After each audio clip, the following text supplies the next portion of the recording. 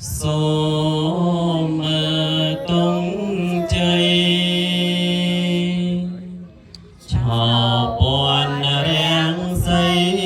ដែលមានរាំងស្មៃភ្លឺស្រស់ល្អ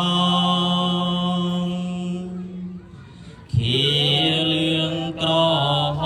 មព្រមទាំងពណ៌សហង្សស្វានឹងពណ៌ដល់ភ្លឺភ្លេចប្រទេសតូចធំបានស្ម័គ្រស្វាគមន៍ជំនុំគ្នាច្រើនអាណែកព្រមយករាំងស្មៃព្រះពុទ្ធគួត្រេកប្រសាពនពេកក្រៃកនឡងធ្វើជាសញ្ញា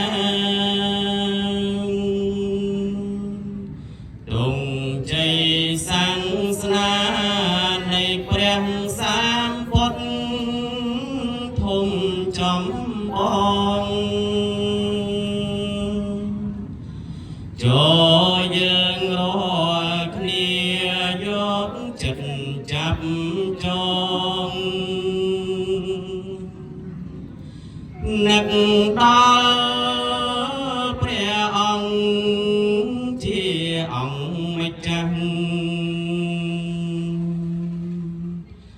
ទុំជាតិផ្សេងគ្នាក៏ត្រូវដឹងថាសុទ្ធសឹងតែជាពុទ្ធសាសនា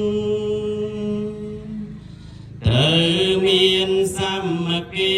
ទាំងក្មេងទាំងចាស់ប្រឹងប្រែងឲ្យណាស់គ្រប់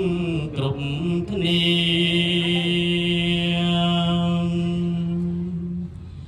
សូ